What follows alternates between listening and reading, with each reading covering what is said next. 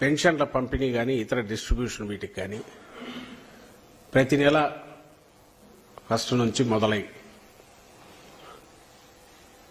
వేకువజామునే ఇళ్లకు వెళ్లి నిస్సహాయులైన వృద్ధులకు అలాగే వికలాంగులకు ఇలాంటి సెక్యూరిటీ అవసరమైన వర్గాలకు జగన్మోహన్ రెడ్డి గారి ప్రభుత్వం ఆయన అదే పనిగా ఏర్పాటు చేసిన వ్యవస్థ ఏదైతే ఉందో హ్యాండ్ హోల్డింగ్ చేస్తూ గవర్నమెంట్ పథకాలన్నీ కూడా నేరుగా ఇంటికి చేర్చే వ్యవస్థ, వాలంటీర్ వ్యవస్థ, దాన్ని ఎన్నికల పేరుతో కోడ్ ఆఫ్ కండక్ట్, మన మోడల్ కోడ్ ఆఫ్ కండక్ట్, దీనికి సంబంధించి కోడ్ అప్లై అవుతుంది, దాంతో ఇన్ఫ్లుయెన్స్ చేసే అవకాశం ఉంది కాబట్టి దాన్ని ఆపేయాలి, దాని ద్వారా ఈ డిస్ట్రిబ్యూషన్ జరగకూడదని ఎలక్షన్ కమిషన్ పెట్టి ఆపించారు.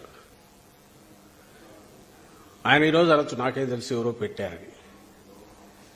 ఆయనకు తెలుసు ఇలాంటి చండాలమైన పని తను డైరెక్ట్గా చేస్తే ప్రజా వ్యతిరేకత విపరీతంగా వస్తుంది ప్రజల్లో అని చెప్పి తనకు ఎప్పుడూ తెలిసిన వెన్నతో పెట్టిన విద్య ఏదైతే ఉందో ఎవరో ఒకరిని ముందు పెట్టుకొని డ్రామాలు ఆడిచ్చే. నిజంగా ఆయనకు వాలంటీర్ సిస్టమ్ అనేది వద్దు అని ఒక సైద్ధాంతికంగా కూడా ఆయన అనుకుంటే తనే పోయి ఉండొచ్చు, కోర్టుకు పోవచ్చు, ఓపెన్ స్టేట్మెంట్ ఇచ్చి తెలుగుదేశం పార్టీ విధానం అని కూడా చెప్పి ఇది పనికిరాది వ్యవస్థ, మేము వస్తే ఇచ్చేస్తాం, లేదా గతంలో ఉన్న జన్మభూమి కమిటీల వ్యవస్థను తీసుకొస్తామని కూడా చెప్పొచ్చు, తప్పులేదు. ఆ స్వేచ్ఛ ఆయనకుంది. అలాగే ప్రజల్లోకి వెళ్ళి దాని ప్రచారం కూడా చేసుకోవచ్చు. అలా కాకుండా దొంగ దెబ్బ తీయడం ఒకటి, ఆ తీయడం కూడా ఎవరిని నిస్సహాయాలను తీయడం ఒకటి, ఇప్పుడు దాన్ని బుకాయింపు ఒకటి మళ్ళీ కొత్తగా మొదలుపెట్టాడు. ఆయన వాలంటీర్ వ్యవస్థ మీద ఆయన అభిప్రాయాలు ఎట్లున్నాయి, లేదా ఆయన దత్తపుత్రుడి అభిప్రాయాలు ఎట్లున్నాయని కూడా అందరికీ తెలుసు. ఓపెన్గానే వీళ్ళందరూ అధికార పార్టీ కార్యకర్తలు ఇంకోటం అన్నాడు. వాలంటీర్లు అనేవాళ్ళు జగన్మోహన్ రెడ్డి గారి అభిమానులుగానే వాళ్ళు ఉన్నారు కాబట్టి ఆ పార్టీకి అది దుర్వినియోగం చేసుకుంటుందని ఆయన ఫస్ట్ నుంచి అంటున్నారు. అంటే మా పార్టీ దుర్వినియోగం చేస్తుందని, అది కూడా ఆయన పెట్టుకోవడం లాభలేదు. కానీ దాంట్లోనే మాట మారుస్తున్నాడు. ఈ రోజు ఉండే లేదు మీరు ఎక్కడికి పోయి మీకు జీతాలు కూడా పెంచుతానంటున్నాడు. ఎందుకు ఈ డైకాటమీ? ఎందుకు సిటిజన్ ఫర్ డెమోక్రసీ అనే ఒక సంస్థను పెట్టించి దాని ద్వారా ఆపరేట్ చేసి ఈరోజు మళ్ళీ తనకు తెలియనట్టు తన థర్డ్ పార్టీ లాగా సిస్టంలోకి రావడం ఎందుకు అంటే ఆయనకు ఈ వ్యవస్థ ఉంటే వీళ్ళు వెళ్ళి ఏదో వాళ్ళతో అందరితో ఓట్లు వేయిస్తారు, జగన్మోహన్ రెడ్డి గారికి మేలు చేస్తారు, లేదా ఆయనకు ఉపయోగపడతారని ఆయనకు భయం ఉన్నట్టుంది. అంటే పిల్ల చేష్టలాగా, లేకుంటే ఏదో అంటే ఇది అసలు ఈ వాలంటీర్ వ్యవస్థ ఏంది, దానివల్ల వస్తున్న ప్రయోజనాలు ఓవరాల్గా ఎట్టున్నాయని చూసేంత దార్శనికత ఆయనకు లేదు.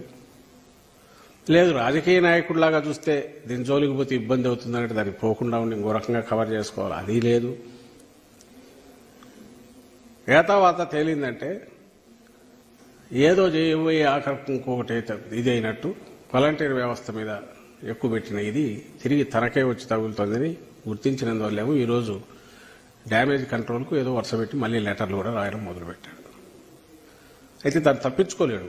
ఎందుకు తప్పించుకోలేడంటే ఈ సిటిజన్స్ ఫర్ డెమోక్రసీ అనేది ఎవరు ఎప్పుడు పెట్టారు అని చూస్తే సరిగ్గా అంటే వాళ్ళ దాని మీదనే మేము ఇది తీసుకున్నాము, వాళ్ళ రిప్రజెంటేషను అని ఎలక్షన్ కమిషన్ దాంట్లోనే ఉంది.